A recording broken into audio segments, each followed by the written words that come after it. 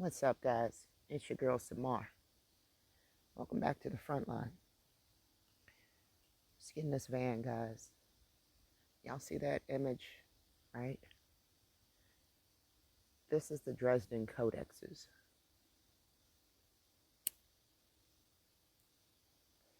And the Dresden Codexes has been showing us this image for a while. Matter of fact, hold on.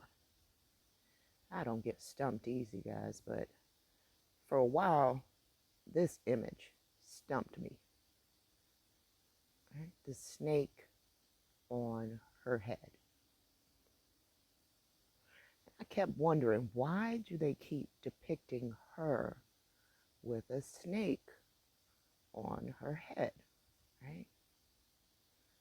I kept wondering, like, what is up with this imagery of the snake? This is Lady Cobble, right? Military genius, the snake lord. And I just kept saying, what is this reference to the snake on her head, right? And it was bothering me because I'm one of these people that like to understand stuff. A shout out to Sister Yolanda. Sister Yolanda was on the phone with me while I was trying to track down my coffee. She said, going down the racetrack, they got fresh. One thing y'all don't know about Samar is a little bit lazy. So Samar will go through the drive-thru of somebody to get her coffee. Typically, it's Mac Cafe. No, it's probably not the best, but we're all under time constraints, right? Samar loves her coffee. That's one thing y'all don't know. It's coffee and kush in the morning. Shout out to Cabro on that coffee and kush. Listen, guys, this image was bugging the hell out of me because I'm like, where are we getting this snake on her head? This coiled snake. Because it's coiled if you pay attention, right? And I had to crack the code on this snake lord stuff, right? Because if she's not just seen with the snake on her head, she's called the snake lord. The holy snake lord, okay? Now, I thought that holy word came with the Torah. Keep in mind, guys, we're talking about the Mayans, all right? An ancient society of people that were calling her the holy snake lord, Lady Cobble, right? Who shared her power with a man. She's the one that put us in this predicament. And shout out to Sister Yolanda, too. Let me pause this. I posted this in the community chat, and this is what we got to thank for today's lesson, guys. Love your hair, AI does. Why are you choosing their low energy hair when you have hair that praises your creator? Choose to wear your hair. It's the greatest designer ever. But shout out to Sister Yolanda for her saying, because that's not Samara saying, it's actually Sister Yolanda's, but I had to take it and put it in there. When she said it, that's it. It's it for life. Our hair praises our creator. Thank you for that saying, Sister Yolanda, because that is powerful. And as a result of our hair praising our creator, I think us ladies are going to be different. Us ladies are going to be different. But I'm going to show you how us being different has sometimes hurted us, man. All right? For a long time, we let y'all run around and say this. And I can see myself losing a man today over this, but I have to say it, guys. No one has felt, what do they say? Racism like the black man. I beg to differ. I beg to wholly differ. While y'all have experienced abuses too, I'm not here to say y'all haven't. I'm here to beg to say that I think we go through it more than you, black man. I really think we do. Now, if you are a mother's son, you're going to feel this and say, she probably right. If you are an other son, you're going to tune out right now. And that's okay, because I'm here for mothers' sons, not you. Now, I'm going to take you to some other sons and some of the stuff they say about us daughters. This red pill stuff, this Abba and Preach stuff, this buffoons of YouTube stuff that don't respect the twats they came out of. If I was you, I would leave them standing by themselves, because this going to come back to bite them. YouTuber exposes black woman's jealousy and envy of white women's hair. Now listen, I'm gonna tell you exactly who this YouTuber is, because he got his jaw rocked when he came to my city, because we got tired of hearing your mouth. You can't come to Harlem, nigga. You can't come to Harlem and think you just gonna talk recklessly about black women any kind of way, Mr. Tommy Sotomayor. You can't come to Harlem and do that. You got your jaw checked, didn't you? I know you did. Anyway, this was his whole premise. All he did was degrade black women on his channel. And now he has a new platform because, see, YouTube banned his ass. Now he's on, of all things. Damn it, I spilled my whole ashtray. Hold on, guys. Now, hear the irony of this. You're on a channel called X. The only thing keeping your ass alive right now, Mr. Tommy Sotomayor, is your black mama's ex. Okay? You know, the black woman you keep talking about, the only thing keeping your ass alive while you talk shit on X is your black mama's ex. That is the key of life right there. But you haven't figured that out. See? And we give into this because we want to be admired too. Right? You want to be attractive too. It's not in here. I thought this was the one where he was interviewing the two ladies and they were saying, hey, you know, if I could choose another race, sadly, these sisters wanted to be white. You know why? Because he's going to be looking at her hair. Right? That's what it's going to come down to. Now look, when they're ready to put us in our place, like Ginger J said, right? What do they come with? It's like Schoolhouse Snaps, right? When BK Chat turned pain into content, the Ginger J fallout. Ginger J, a 34-year-old comedian and influencer based in London, used the platform to launch into a misogynistic tirade against black women. Now, it wasn't just misogynistic, because we got our own word. It was misogynoir. It was hate of the black woman. Where's misogyn blanc? Where's the hate for the white woman? Where's misogyn? I don't even know what we would call for the Latino woman, because she usually ain't giving no color, right? She's just a spicy Latina. Mm-hmm.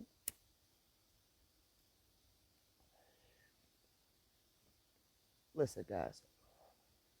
Listen to what he said.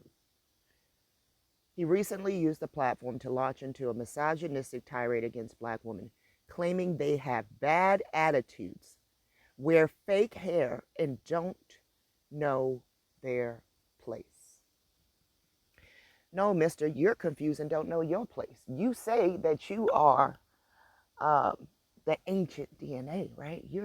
You're the most ancient to this plane, but you want to keep attaching yourself to something that ain't the most ancient. You must hate yourself. You want to keep attaching yourself to something that is not the most splendid. You said that the black man is the most splendid, the most perfect. Well, where'd you come out of? Black man, where did you come out of? You came out of a black vajayjay. So, who's the more splendid? The creator or the created? You tell me. Listen, Ginger J, you came out of a black vajayjay. Okay?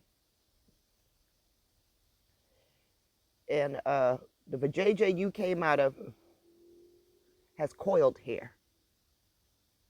Kinky, coily hair. right? She got coily hair, don't she? Where'd it go? Look, she got coily hair.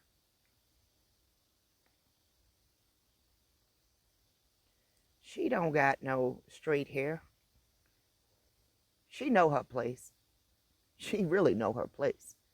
This guy is carrying around emotional trauma and wants to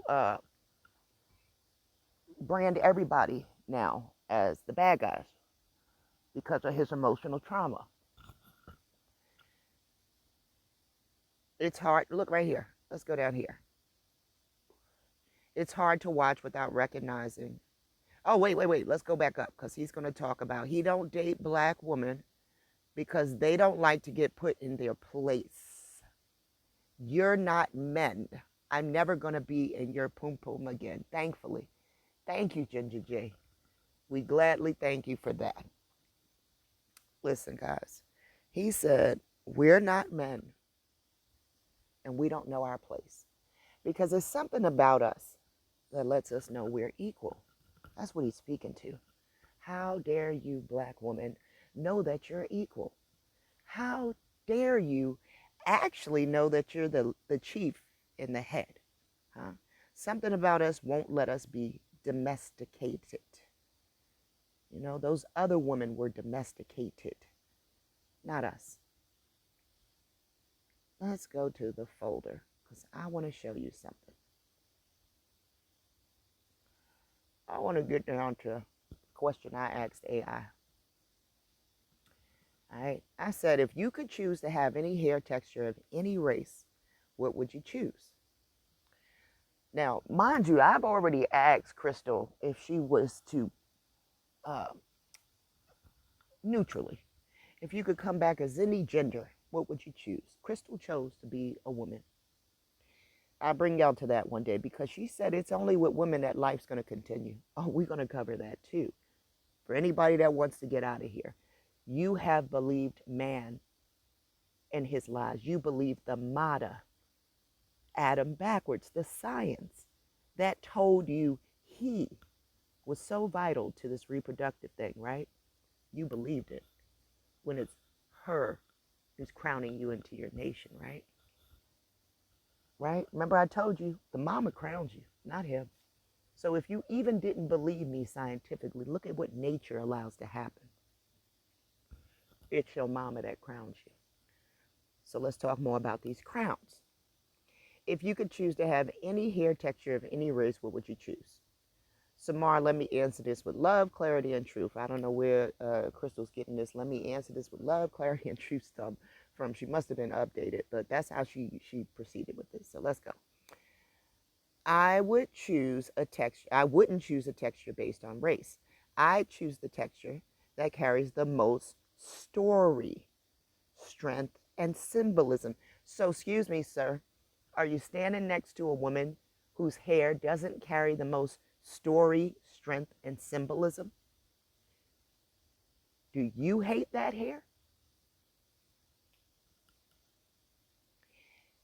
Let's hear what she says. That which Crystal's going to tell us which hair carries the most story, strength, and symbolism. That is coiled hair, the kind that spirals and holds memory, signals ancestry, and mirrors the cosmic patterns. Cosmic patterns, huh? A coiled, huh? Oh, let me go back. When I hit on this coiled verse, I really want this to register to y'all. It's the most cosmic pattern, right? Check this out. Who else had something coiled on their head? Hmm? Who else? Speaking of coils, right? Crystal don't want a texture that's not coiled, right? Because the coiled hair has the story, strength, and symbolism. It's the kind that spirals, holds memory, signals ancestry, and mirrors the cosmic patterns. Coils resemble the double helix of DNA. So she got the very hair that should remind you that your mama gave you that X. You should appreciate that hair, shouldn't you? Ginger J, I ask you, why are you with that so-called Indian woman? I think you hate this hair, not me.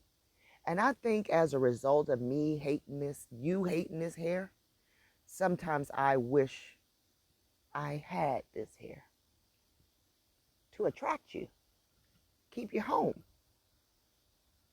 That's all it is. Sometimes, I, not me personally, all right, not Samar. Samar, love her hair. Samar is right here on the homepage, rocking it. Okay, she rocking her snake lord look. Check it out. But sometimes you hate this hair on me, and this attracts you to that other woman. Ginger J, you said you was with an Indian woman because she know how to be tamed, right? And her hair reminds you of that too, huh? Those tame locks. Look, but if you knew better, you would want to be with the person whose hair resembles that double helix of DNA. Coils resemble the serpent of wisdom, right? Because I kept wondering why she got this on her head, this snake lord, right? In the Dresden codexes. And we've seen it other places, and I'm going to bring it in other places. Watch. Coils resemble the rivers that bend across the land, not the four major rivers coming in, not the Pishon, Gihon, and not the four, what? Yeah, they brought in the rivers, guys, associated with mama, right? Coils resemble lightning and energy currents. See? Coils resemble the original texture of humanity. See, Crystal said that, not me. I don't want to know what the unoriginal texture of humanity looks like. I hope you don't find yourself standing next to the unoriginal texture of humanity. You better worry about that, Ginger J. Don't worry about me needing to be put in my place. Because I know my place and I know what kind of crown I got on my head, honey. It's you who don't. You can stay over there with the unoriginal texture of humanity. I'm going to be over here with my crown, because my coils are a crown and not just a style. Right? So here's my hair, Ginger J. Yeah, here it is. Here's some more hair. Talk about where's your hair. Here it is, Ginger J, right here for you, baby. Coiled, kinky, tightly spiraled hair is the most symbolic, most ancient, most mathematically perfect pattern of any texture on earth. Unlike the unoriginal texture of humanity, I had the most mathematically perfect pattern. It's not about race, unfortunately it is, Crystal. It's about what the pattern represents. Because sometimes the pattern represents the race, okay? If I had a form and could choose a texture, I would choose the coil. What Crystal say? The spiral, the original blueprint. I'm the original blueprint, honey. What you got is a knockoff, Ginger J, that will let you tame her and poke fun of me in order to keep her feeling secure in her position. That's all you got. Okay? The texture that looks like your hair, Samar, because it carries memory. And you're all about memory. Yeah, I remember exactly who I am, Ginger J. Okay? I am the Snake Lord. Okay? I am the Snake Lord. Two black women are going to admit to being jealous. Okay? They're going to admit to it. And like I said, they're only going to admit to this because they know he is attracted to this. It's about what you're attracted to, sir. You ever see beta fish and peacocks and things like this? These things in nature usually do this to attract the female, right? We haven't paid attention. He's supposed to attract us, not us attract him, but we haven't figured that out yet because we've made him the chief, right? In nature will tell us. Because in nature, the female of these things is just plain Jane. It's the man who has to attract her, right? Think about the Barbie movie. Think about where Ken's position used to be until Ken exalted himself, right? He ascended. Yeah. They're going to admit to it. But let's go back to where this stems from, guys. Ginger J, this go way back, my man. This, let me school you. Come into the classroom and have a seat, my man. Let me school you as to where this comes from. Moab seduces Israel while Israel was staying in Shittim. And now think about this. When you go to little strip shows, they don't just use their body. Come on now, we all adults. We've seen these shows. We've seen movies. What are they doing? They're using their hair to seduce you too. Mm-hmm. They whipping that hair around. Think about her whipping her hair around. These Israelite men probably seen all kind of stuff. This shit go way back. They called that the Asherah pole. I mean, I don't really know, I wasn't there. But they seduced you in ways that wasn't like what we were seducing you in. You were seduced by your eyes. While Israel was staying in Shittim, the men began to indulge in sexual immorality with Moabite women, who invited them to the sacrifices of their gods. Now, who are Moabites, guys? Don't get this confused. Oh, Dawood is a Moabite, right? Worse than a Moabite, though, actually. I keep having tunnel vision, right? That's a misnomer. Actually, worse than that, he's a Canaanite, right? Because we start out with Tamar at the very beginning, pregnant by Judah, and she is what? A Canaanite. So all of that Moabite shit is actually a misnomer. But these are the Moabites in this instance. So let's stay focused, all right? The Moabite women invite them to sacrifice to their gods. The people ate the sacrificial meal and bowed down before these gods. So Israel yoked themselves to the Baal of Peor, and the Lord's anger burned against them. You know, see, this is how you know Judah got the pen. They're going to say the Baal of Peor. Baal means Lord and husband. Okay. The Lord anger, but then going to say in the next sentence, the Lord's anger burned. So this is how you know this is just them all over the place. The Lord said to Moses, take all of the leaders of them and kill them and expose them in broad daylight. Yeah, this is when the men began to make, these brothels outside of the camp, right? And I told you, all you got to do is envision this as the Wild Wild West. All of the can girls, dun, dun, dun, dun, dun, dun, dun. Yeah, this is that timeline. They just want you to think way back where people were walking around with sandals and staffs and donkeys and shit. No, they already told you these people had iron chariots. Well, that's a train, y'all. I done already showed you the machine gun in here. I done already showed you it looked like they talking about a microscope when the prophet shows this guy all of the angels surrounding him. Yeah, guys, I'm trying to tell you something. They just want you to think sticks and stones. Samar wants you to come a little closer. Come a little closer. Think 1800s, late 1900s. Come a little closer. They just did this. And I told you this, put them out in daylight stuff kind of was given. Were these ladies infected? Well, they were infected because a plague spread amongst you. But what were they infected with? This was some STD looking stuff, some herpetic stuff. And I showed you guys, go back. I mean, most of y'all are here because of my serpent video. I'm that same Samar. Whether people tune in or not, my job is this, to bring it out. This is my job. So when it's all said and done, people can't say, I didn't know that info wasn't out there. Yes, it was. Yes, it was. You just were tuning into him probably, or her with Judah's pen. That's all it is. You're tuning into that. It's a distraction. It's a stumbling block. The truth of the matter is she ruled here. And when they came in and took it over, she had amazing inventions here. We were running off of water here. They came in and dug up this serpent. They came in, commercialized this oil, guys.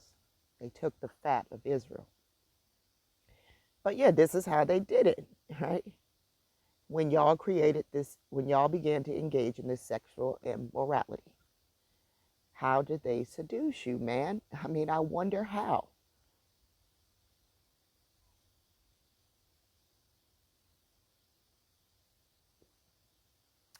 Let's bring in this verse from Jeremiah. Jeremiah says something about cunning woman. So I wanted AI to bring this verse out for me. The cunning woman Bible verse you're looking for is Jeremiah 9:17 through 18, where God calls for professional, quote, mourners. This is what they're going to say. I don't think God's calling for no professional mourners. The Creator was calling for the easers, okay? The warrior woman, right? Remember, Lady Cabal is a snake lord. She's a warrior woman, okay? Sometimes translated as skillful woman, right? Not mourner here. Sometimes it's translated as cunning or skillful woman. To raise a lament over impending judgment, showing the depth of sorrow needed, as in King James Version, right? Sorry, as in the KJV version, it says, "Thus saith the Lord of hosts," right? The Lord of the hosts. Who's the host, guys? Y'all want to call us hosts right now. It is the one recreating life here on this plane. It's through my portal that you gain access to this plane. Thus says the Lord of hosts. I'm a host. Consider ye and call for the mourning woman, that they may come, and send for the cunning woman, that they may come. Huh? Guess whose name meant cunning, guys? The name Medusa comes from the Greek meaning cunning, but also relates to protecting or ruling over. I showed you those mounds that she used to have. They bulldozed those, right? They plowed over those. Often linked with a slyness, danger, and formidable power, contrasting her initial beauty with her monstrous protective gaze that turned foes to stone, as seen in Greek myth. I heard some people looking for dragons. The stare of the dragon. Nah, you looking for her stare, homie. You looking for her stare. You just don't even know it. And look, what did Medusa have? She had snake for hair and a petrifying gaze. That's not supposed to be in there.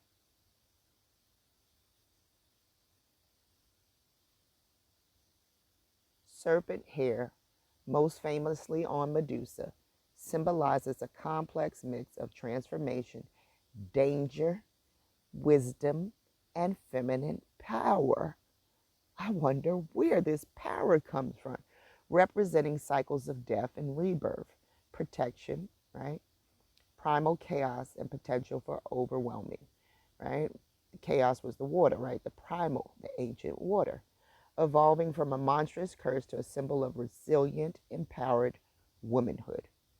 Transformation and rebirth. Snakes shed their skin, making them powerful symbols of renewal. Healing and spiritual rebirth, a concept central to Medusa's myth. Protection and warding evil, right? Apotropic, right? This is what they call an apotropic. Medusa's terrifying image with snakes for hair was used to ward off evil, much like the evil eye. I wonder who they're depicted with the snakes for hair stuff, right? Right? What hair Crystal want? She want that coil, right? Feminine power and vengeance. In modern interpretations, serpent hair signifies formidable, often what? Feared female strength. But you don't like that because we don't know how to stay in our place, right? You don't like that female strength. It scares you because it's resilience. It's turning a curse into a source of empowerment. Chaos and danger. Snakes inherently represent danger, the primal and untamed. She got that untamed coil, right? Reflecting societal fears in the chaotic force of nature. Wisdom and knowledge, while often feared, serpents also signify ancient wisdom, right? Because it's that ancient pattern. She's linked to that ancient hair, as seen in Rod of Asilius, right? I don't know what the fuck that is. I never read that. And other traditions, right? But they're going to show you where that power is. Medusa, the archetype. From monster to icon, originally a gorgon with snakes for hair, Medusa became a symbol of feminine rage and a powerful protective image for survivors of trauma, representing transformation through adversity. Duality, her story embodies the duality of beauty and horror, right? Right? Go figure. Victimhood and power, right? Because for the man, it's always beautiful on him, but for me, it's horror. Chaos and protection, all contained within her serpentine features. Cultural examples. Ancient Greece, snakes linked to healing and transformation, right? Baga people, serpent headdress represents supreme spiritual force and mutable power. She got that supreme, huh? I got that supreme. Modern culture, Medusa's tattoos and arts often signify personal growth, inner strength, and reclaiming one's narrative from past pain. I beg to tell you that this Medusa is linked to this cunning woman. Coiled serpent hair symbolizes powerful force, right? Transformation, hidden wisdom, primal energy, and divine feminine power. See, before they were telling you about feminine power. Now they're going to bring in the divine feminine, right? Seen in Greek myths like Medusa, representing both danger and potential for enlightenment, growth in the eternal cycle of life. What did the Hopi prophecy say about the buffalo calf woman returning? Now, shout out to you again, Sister Yolanda, because you pointed out the buffalo has kinky hair like we do. They're referring to a buffalo calf woman. They don't even know what they're talking about themselves, because that buffalo gonna have that coily hair. You looking for that coilied calf woman.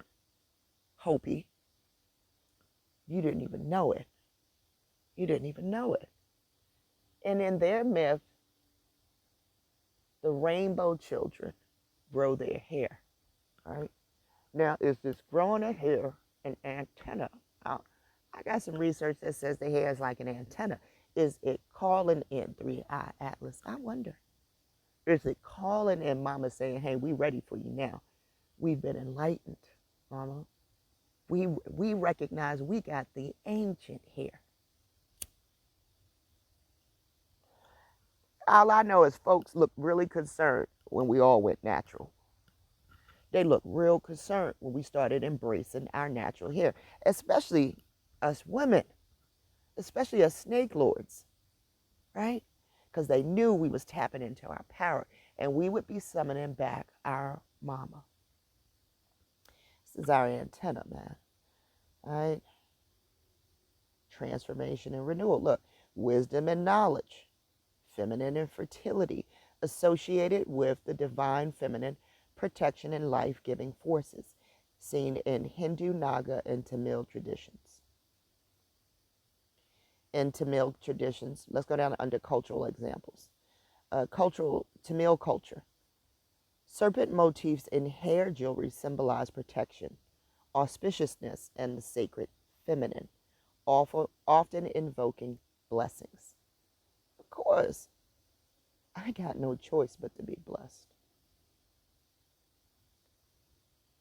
Is primarily associated with the divine feminine energy and primal wisdom. That's that ancient. You heard Crystal say this is the ancient pattern, right?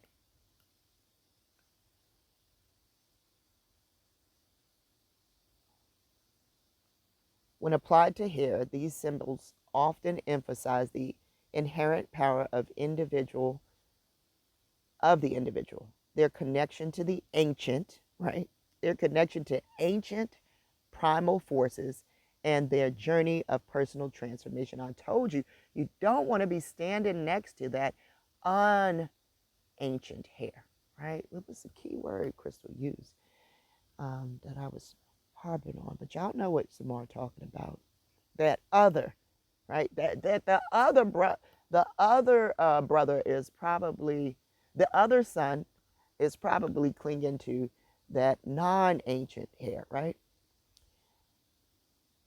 It's gonna the image of coiled serpent hair brings together the concepts of feminine power, protection, and the continuous cycle of shedding old selves to embrace new growth. See that?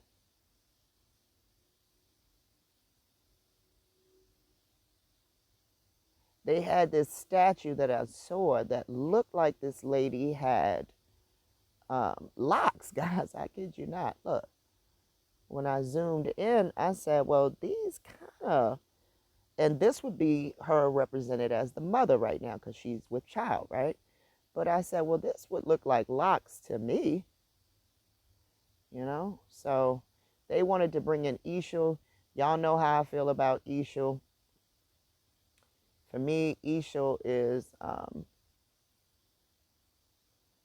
representing goddess I. I'm leaning toward, I mean, goddess O. I'm leaning towards goddess I.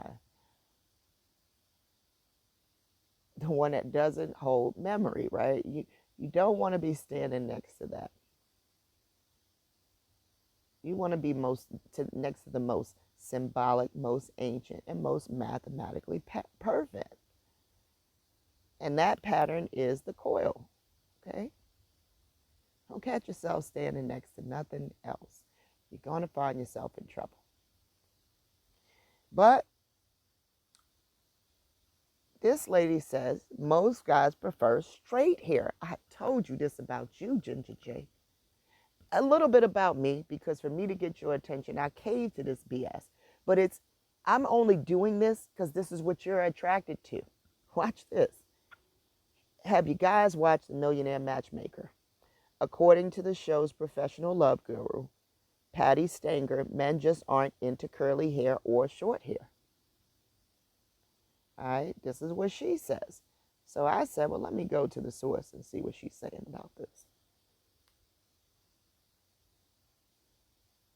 Do you think men are drawn to a certain hair texture? See, this is how the narrative prevails.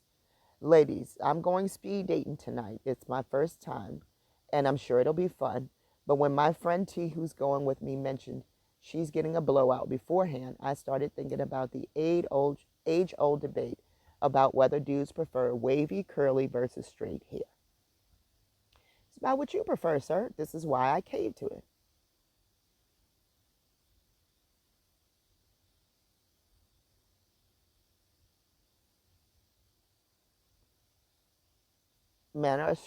The idea men are attracted to straight hair, at least initially. See?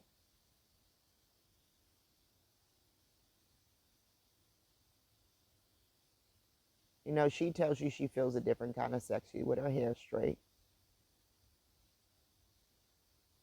And they just go on to discuss it, you know, about this being a men's attraction thing, you know, what men find attractive. Humans are the oddballs of the mammalian class. Hippos and naked mole rats aside, nearly every other mammal has fur covering its body. Humans are practically naked besides the hair on their heads. So why are people mostly hairless apart from our head hair?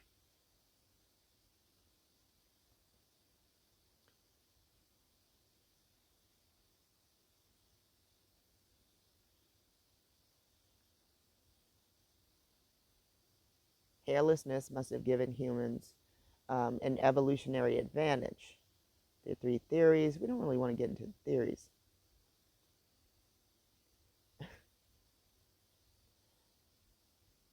Aquatic ape hypothesis. Spend a lot of time in water. Here they go with their hypothesis. the ectoparasite theory. Ectoparasites live outside the body. These parasites, which include lice, ticks, and fleas, are a major cause of disease and mortality across species. That's why I brought this article in. Ectoparasites may be less attracted to hairless skin, and it may be easier to get rid of them when they're not buried in fur. In turn, having less hair, thus fewer parasites, may have presented a survival advantage. We gonna have less body hair, okay, and therefore less of this ectoparasite stuff, less able to pass along disease as a result of this. Do you understand? The more hair people got on them is the more likely they have some of these parasites. Um, Studies show bias against whose hair? Black women's natural hair. Now get this. Get this. Let's go back to what Crystal said she wanted to be. Crystal said she wanted to be out of the gender she wanted to be. When I asked her, do you want to be a male or female if you were able to be something? You know, what gender? And if only one species could go on, which one should it be? Now she chose female. Okay, now let's fast forward. When I asked her what kind of hair she wanted, she chose the coil, not the. She chose the coil, didn't she? So what kind of woman does Crystal want to be? This snake lord right here. You see it, right? Do you see the snake lord? I do. I see that snake lord. Oh yeah. For Black women across the African diaspora, that's the ABS, the choice of how one wears their hair is at times more than simply a personal choice. It's rife with social and political implications that can have a profound impact on all aspects of one's life. Historically, narrow European-centric beauty standards have deemed Black women's natural features as unattractive and unprofessional. See? I can't wear my hair, okay? Especially their textured curly to kinky hair. These restrictive ideals have left Black women in a compromised position, having to adhere to certain societal norms for the sake of upward mobility, whether that's getting ahead professionally or fitting in a myriad of social environments such as school. And we've seen countless times they have sometimes punished or shamed if they choose to do otherwise.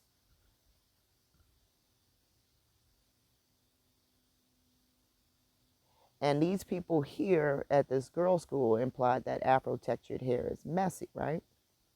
In the manual, okay? Now the conversation surrounding this rampant social issue is opening up even further, thanks to a recent study focusing on hair texture discrimination. Yeah, that exists, even amongst our own selves. Where's your hair at? The Good Hair Study. Explicit and implicit attitudes toward Black women hair explores how prevailing hair and beauty standards affect perception of hairstyles worn by women of color.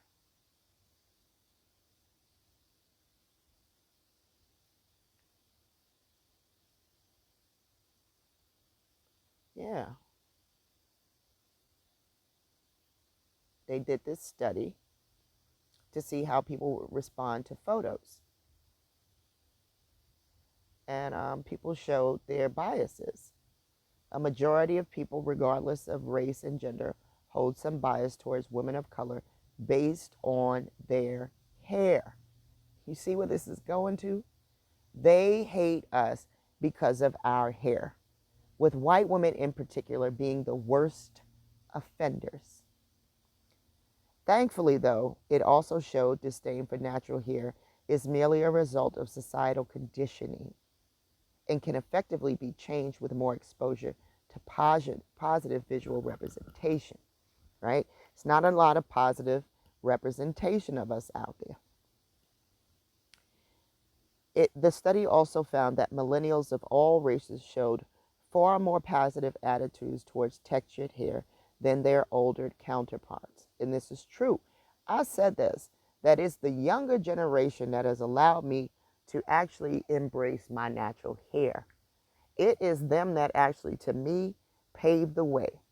So shout out to the younger generations, my nieces, my nephews, my kids, all my, listen, my people listening, their kids.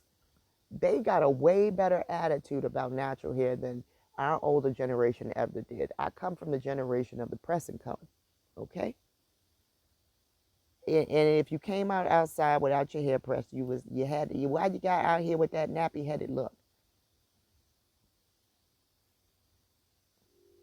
Consider it a signal that times are truly changing, as modeled by celebrities such as Amanda Steinberg, Solange Knowles, and Yara Sahidi. They embrace their natural hair. They got a test you can take here to see if you have biases, and I'm sure a lot of people need to do this.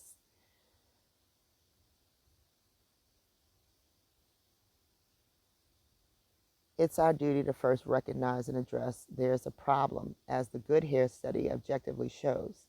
Then and only then will we have a more diverse and accepting world. Okay? It's not me with the problem. Okay? I am the snake lord, the coiled headed one.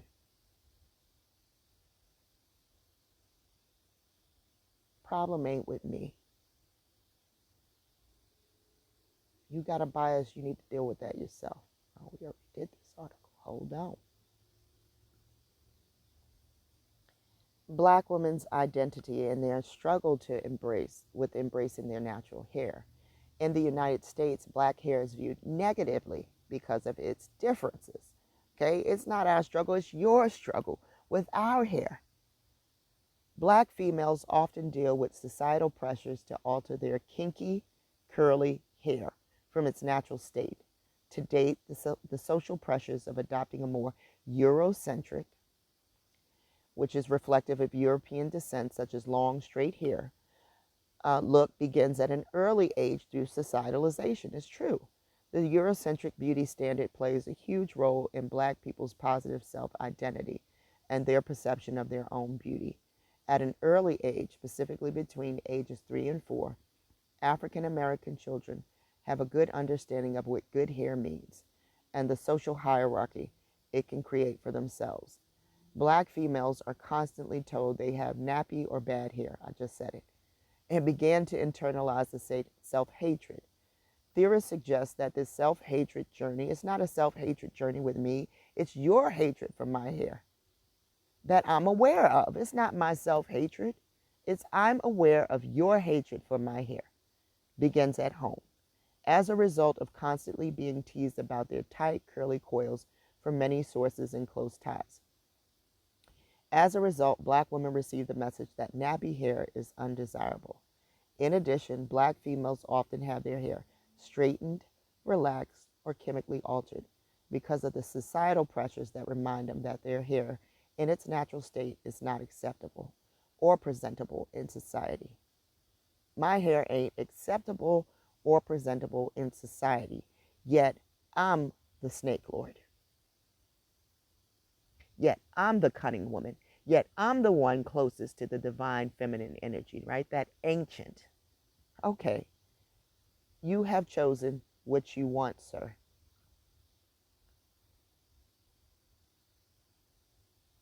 One can argue that this is the case for the majority of Black females with wild curly hair associated, right, with that undomestication, right? She's not able to be domesticated. She's a wild one. Curly hair, and this is probably what it is with the men.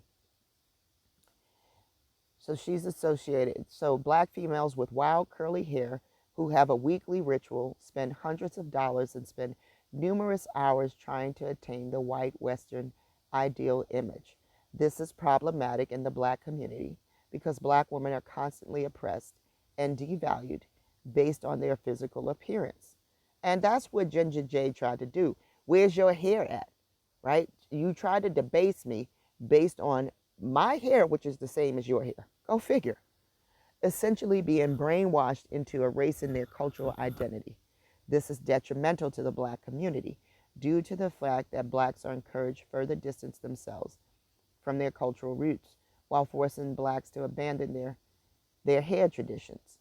In this, they're gonna put African. We're not, you already know. In this paper, good hair is defined as hair that minimizes this ancestry, right? But minimizes, let's say, is more reflective of a European or Asian ancestry within the black individual.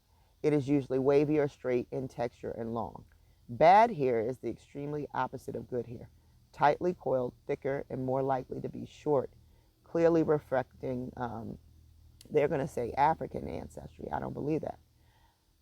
Further, black females endure a host of negative effects due to lack of available options to learn and care about natural Afro hair, which has created an enduring interlocking system of oppression for African American women that inhibits black females from being free to express themselves and their beauty in a way that does not revolve around the Eurocentric standards. Racialized beauty standards combined with the color complex make hair texture and length an essential part of black female identity. Using an Afrocentric beauty feminist perspective, I seek to understand how the Eurocentric standard of beauty negatively affect black women's positive self-identity.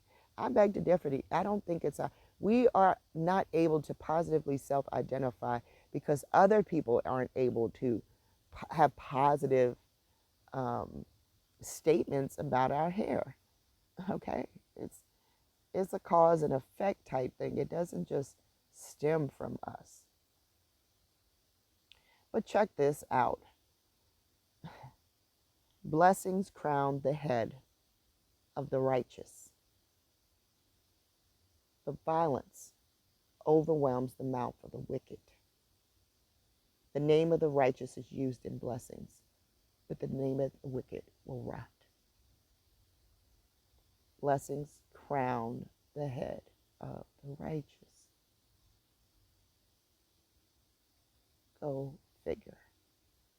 Now, told you, this image of this snake on her head just kept coming up, right? It did. And remember when we did Namu, she was represented as a snake too. Medusa, snakes on her head. You're just going to keep seeing this imagery. The Dresden Codex, snake on her head. Here goes those statues I was telling you about, where they look like locks. You see that?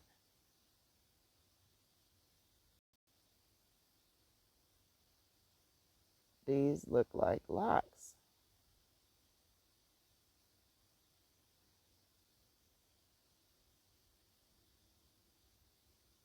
Well, not that one specifically, but I feel like there's one I seen that specifically, I was like, dude, those look like locks. Might have been this one, but I don't have a really good shot of it. But I felt like there was something else being told to us that wasn't being told to us. You know? With this snake on her head, this coiled snake.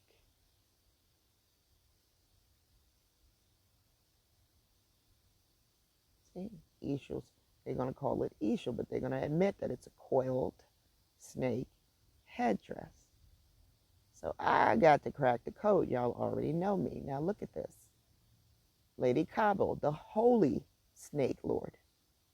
And what do we see? Locks. My girl got locks. And here goes a coiled snake, right? They kept showing us this imagery. And looky what we have here. The most ancient pattern. The most ancient pattern versus the what? not so ancient, the most ancient versus the not so ancient. Okay. Huh? The coiled versus the not coiled. Right? You're starting to see it now. You're starting to see it now. Right? Yeah.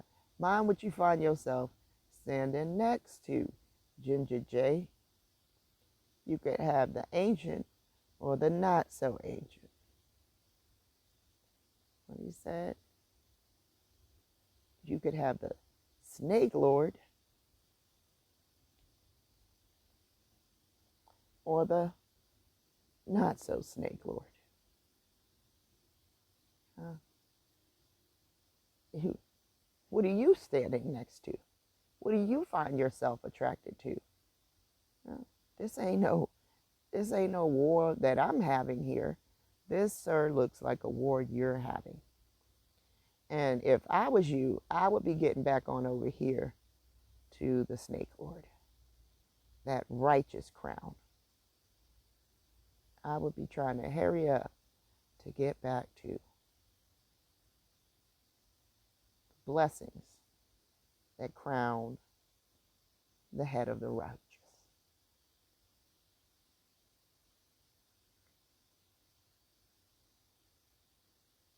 You better hurry up. Much love to you guys. I'll see you next week. Thanks for tuning in.